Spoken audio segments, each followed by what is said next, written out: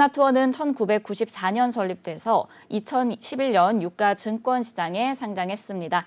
주요 사업은 전 세계 20여만 개의 여행 상품을 전국 8천여 개의 협력 여행사, 온라인 포털, 쇼핑몰 등의 다양한 유통 채널을 통해 판매하는 종합 여행사인데요. 종속회사를 통해 출장 수요 및 자유 여행 등과 같은 특화된 시장을 위한 여행 알선 사업을 하고 있고요. 해외를 거점으로 한 서비스 제공 사업 등을 진행하고 있습니다. 사업 부문은 여행 알선 서비스 부문, 운송 사업, 숙박시설 운영 숙탁업, 호텔업, 소프트웨어 개발 및 유지 보수 등의 사업 부문으로 구분됩니다. 실적도 한번 확인해 볼게요. 2021년도 연결 기준 매출액은 401억 원, 영업 손실 1,238억 원, 당기 순손실 585억 원을 기록했는데요. 매출액은 전년 대비 60.3% 감소했고 영업 손실은 7.8% 증가했으며 당기 순손실은 73.2% 감소했습니다. 회사는 코로나19 확산으로 인한 아웃바운드 여행사의 타격과 업황 부진으로 주요 실적들이 감소했다고 밝혔습니다. 네, 이렇게 기업 정보 알아봤고요. 대표님, 어떤 공시 확인해 볼까요? 네, 바로 어제였습니다. 회사 채무 인수 결정 공시가 있었는데 내용 살펴보도록 하겠습니다. 채무 인수의 결정입니다. 채무를 말 그대로 인수했다는 겁니다. 대신 갚아주기로 결정을 했다라는 공시가 좀 됐는데 원 채무자인 이 마크 호텔은 이 종속회사입니다. 즉 자회사거든요. 자회사가 보유하고 있는 이 채무입니다. 34억 966만 4,237원.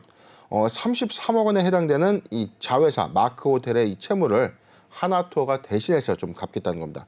채무의 내용입니다. 마크 호텔의 미지급, 임차료 소송 대응에 대해서 당사의 보증 채무가 발생됐다. 자기 자본 대비에는 5.73%에 좀 해당이 되고 있고요. 채무의 인수 이유에 대해서는 원 채무자의 채무 상환 여력, 악화에 따라서 연대 보증의 어떤 의무를 갖고 있는 하나투어가 이 채무를 이행할 수밖에 없는 이 상황이 발생됐다는 겁니다. 이사회 결의일은 4월 11일입니다. 회사는 이에 대해서 채무 인수에 대한 내용은 연결 기준 2021년도 자기 자본의 5.9%에 5.7%에 해당된다라고 좀 밝히는 공시가 좀 됐는데, 자, 그런데 이어서 공시가 하나 또 있었죠. 네. 회사는 불성실 공시법인의 지정 예고가 좀 됐습니다. 내용 살펴보도록 하겠습니다. 회사명은 하나투어입니다. 공시 불이행 사실이고요.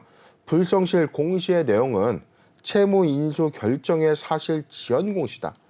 이게 뭐냐면 아까 방금 전에 우리가 좀 보고 왔던 마크 호텔의 채무 인수 결정에 관련된 이 공시가 원래는 4월 11일 날 공시 의무가 있었는데 네네. 이걸 하루 늦게 좀 제출을 한 겁니다. 이어서 내용을 보도록 할게요. 유가증권시장 공시규정 제33조에 의거해서 회사는 상기 예고 내용에 대해서 이의 신청을 4월 21일까지 할 수가 있고요. 이에 대해서 이 유가증권시장 상장공시위원회에서는 심의에 대한 어떤 부가 벌점 또는 이 공시 위반 제재금의 부과 여부를 좀 결정할 사항이다. 그런데 단서가 있습니다. 이의 신청이 없고 첫 번째, 두 번째 위반의 동기가 고의 중과실이 아니고 세 번째 위반의 중요성이 중대한 위반이 아니고 과거 1년간 공시 의무 위반 사실이 없는 경우에는 공시위원회 심의를 생략할 수 있다.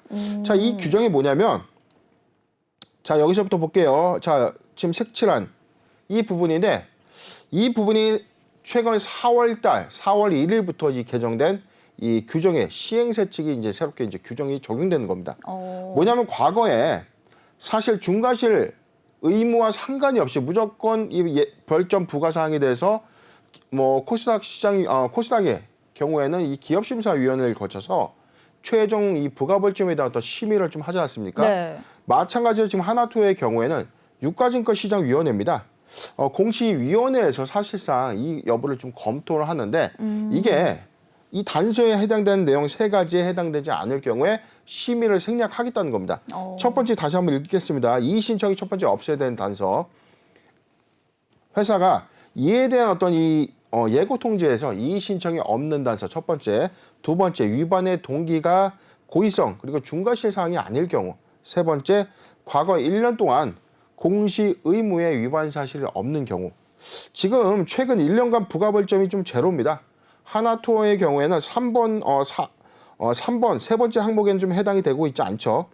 자, 그렇다면 지금 위반의 동기가 고의, 중과실 여부냐라고 좀 봤을 때 네. 사실상 이 채무, 빚을 대신해서 인수하는 어떤 사항들에 대해서는 의사소통이 좀 부재했거나 공시규정의 어떤 미숙지 사항이 이 공시의 어떤 이 사항들 이 부분을 일부러 고의적으로 좀 회피할 의도는 아닌 것을 좀 보여지기 때문에 이 1번 사항도 지금 해당 사항은 없죠.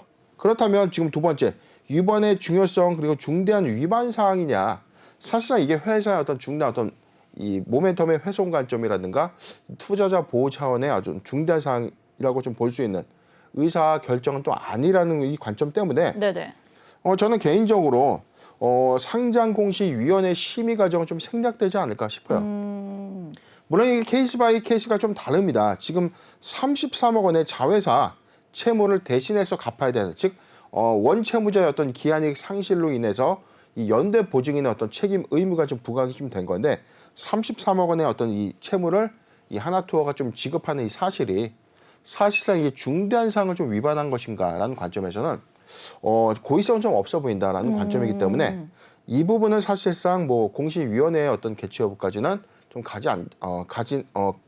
그 여부까지는 생략이 되지 않겠는가 예상해 봅니다.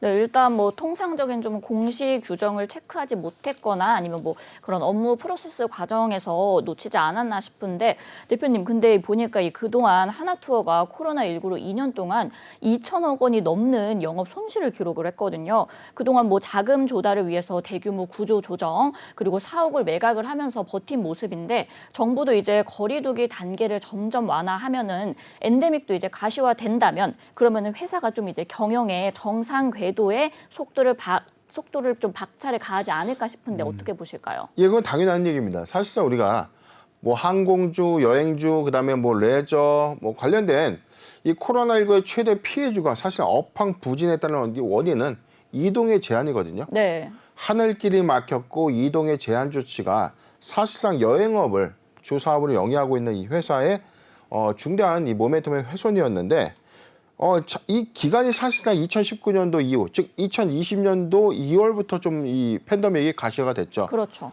횟수로는 지금은 거의 뭐 2년이 좀 넘었기 때문에 네. 사실상 올해 연말까지도 이게 좀 지속될 것인가가 좀 올해 초까지만 하더라도 관건이었어요. 왜냐하면 작년 4, 4분기 그리고 올해 1분기까지만 하더라도 오미크론의 확산세가 너무 빠르게 심했죠. 좀 네. 진행이 됐죠.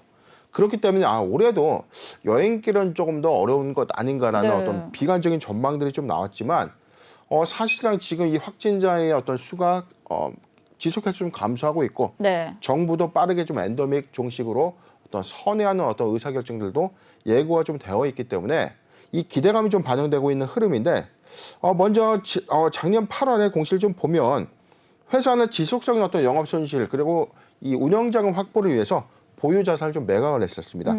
회사가 보유하고 있는 이 토지 건물, 서울시 이 공평동 1회 대지 건물 주계 당사 지분을 매각을 했는데 전체 양도 금액은 1,170억 원입니다. 회사는 재무구조 개선과 현금의 유동성 확보를 위해서 유용자산, 본사 건물을 좀 매각을 좀 했고요. 자, 이에 따라서 지금 1,170억 원의 자금을 좀 확보를 좀 했었고요. 그리고 나서 최근에는 유상증자 좀 결정을 좀 했었는데 3월 25일자 공시 잠깐 보도록 하겠습니다. 네. 유상증자의 결정입니다. 회사는 주주 배정 후 실권주 일반 공모, 주주에게 우선해서 청약의 기회를 제공하고 미청약 물량이 돼서 일반 다중에게 좀 이 청약의 기회를 좀 제공하는 것이죠. 회사는 전체 1,346억의 이 자금을 조달해서 운영자금에 1,046억을 좀 배정을 했고요. 채무의 상환자금으로 300억 원을 좀 배정을 했는데 전체적인 어떤 사항들을 좀 보면 지금 청약 예정일이 6월 8일 날 하루입니다. 죄송합니다. 6월 8일부터 6월 9일 양일간에 걸쳐서 구주주 청약 예정이 있고 6월 16일에 최종 납입이 확정될 예정입니다. 네네. 결코 작지 않은 수량이 사실상 이 발행되는 셈인데 지금 1,346억 원의 자금 그리고 아까 1,117억 원의 이 토지 매각, 토지 및 건물의 어떤 매각 대금을 확보해서 엔데믹 이후에 어떤 상황들을 좀 대비하고자 하는 어떤 회사의 어떤 의도가 아닌가 예상해 봅니다. 네, 이렇게 유상증자 공시까지 짚어주셨는데 대표님, 근데 이게 그 재무 상태가 좀 악화된 상황 속에서 유증이면은 주가 하락이 우려되지도 않을까 싶은데 어떻게 보세요? 근데 최근에 어떤 이 하나토의 어떤 주가 상승률이 사실상 아직 업황이 회복되지도 않았고 사실상 하늘길이 열리지도 않았음에도 불구하고 오히려 주가는 지금 이 2019년 이 코로나19의 팬데믹 상황 이전보다 더 올라와 있습니다. 네. 자, 이런 상황에서 지금 유상증자를 좀 결정했다는 것은 단기간 어떤 이 주가 가치의 어떤 희석이 좀 불가피할 수밖에 없는 요인은 맞는데 네네. 우리가 중장기 관점에서는 지금 이 회사는 대비를 해야 돼요. 자, 그쵸. 코로나19 엔더믹 이후에 업황의 어떤 화랑기가 좀 이 도래가 된 시점. 즉 우리가 여행을 자유롭게 좀 다닐 수 있는 어떤 시점이 된다면 하나투어 여행 대장주로서 실적 회복을 좀 예상될 될 수밖에 없는 상황이기 때문에 선제적인 어떤 대응 관점에서는 운영 자금을 먼저 이제 확보해서 엔더믹 이후의 상황을 대비하는 어떤 회사의 의사 결정이기 때문에 지금 이 보유자 관점에서는 이 답답할 수밖에 없는 상황은 맞아요. 그렇죠. 대규모 신주가 좀 유통되면 단계에 좀 조정받을 수 있는 상황은 맞지만 중기적 관점에서 오히려 이 의사 결정이 좀 유효하지 않겠는가 예상해 봅니다. 네, 일단 뭐 유상증자에 대해서는 불가피한 선택이다. 오히려 업황 회복 후에 중장기적인 관점으로 봤을 때는 좀 필요한 부분이다라고 말씀을 해주셨습니다. 물론 이 코로나19 이전 수준까지 좀 회복을 하기에는 다소 시간이 필요한 건 사실이지만요. 리오프닝주에 대한 관심이 지금 역시나 커지고 있습니다. 대표님이 하나투어의 투자 전략과 또 전반적인 여행주의 전망 어떻게 보시나요? 네, 하나투어의 경우에는 사실상 일봉 차트와 이 주봉 차트의 관점이 좀 달라요. 먼저 일봉 차트의 최근 이 차트의 어떤 흐름들 좀 보면 지금 2019년도, 2020년도 관점에서는 지금 상당히 좀 많이 올라간 것처럼 좀 보여져요. 네네. 그래서 이제 단순하게 좀 우리가 착시의 어떤 현상이 있다면 업황 회복이 되기 때문에 이 기대감이 좀 수반되는구나라고 예상을 할 수 있지만 지금 사실상 이 월봉 차트 잠깐 보도록 하겠습니다. 네. 주봉 차트로 좀 볼게요. 주봉 차트를 좀 보면 사실상 이게 우리가 2019년도에 이 엔더믹, 코로나19 이 팬데믹 상황 이전의 관점을 여기로 보겠습니다. 2월부터 좀 가시화가 좀 됐기 때문에 여기라고 치면 사실상 2019년도에 상승 곡점이 이 부분이죠. 73,000원 부분인데 네. 지금은 코로나19의 상황 이전보다도 오히려 더 빠르게 회복된 것을 좀 볼 수가 있죠. 그런데 그 이전의 상황을 좀 보면 상당수 여행업의 어떤 호황기가 좀 예상됐던 2016년도에서 2018년도 구간, 이 구간을 대비했을 때 주가의 어떤 이 고점 형성 부분은 지금 여행의 어떤 업황 회복기 관점에서 회복된 것처럼 이 선행에서 좀 반영이 좀 된 효과가 좀 있었죠. 자, 이렇기 때문에 지금 사실상 이 구간이 너무 좀 리스크한 구간이다라는 어떤 전망들이 나오고 있는 게 사실입니다. 네. 아직 실적을 수반하지 않았는데 기대감으로만 너무 주가가 좀 급등했기 때문에 우려감을 좀 가져가는 부분이 맞는데 자, 그렇다면 우리가 쉽게 생각을 해볼게요. 엔더믹 이후에 즉 하늘길이 바로 열린다라고 쳤을 때 자, 분기 실적이 유입된다는 관점에서 여기서 추가적인 상승 여력이 있어서 20만 원을 간다. 업황 최호황기를 이뤘던 그 업황 기준의 어떤 신고가를 갱신한다. 자, 이 부분은 다소 이 밸류에이션 관점에서 너무 과도한 관점이 아닌가 예상을 해보기 때문에 유상신주의 유통 시점이 6월 이후부터는 좀 소폭의 좀 조정이 좀 예상되고 전문가들의 어떤 이 예상치도 사실상 연말에 회복세는 50%까지는 좀 미미한 수준의 회복세가 좀 있기 때문에 네. 실적적인 어떤 측면이 반영된 효과에 좀 매수해도 되지 않겠다라는 관점이고요. 지금 보유자 관점의 의견을 먼저 제시해 드리겠습니다.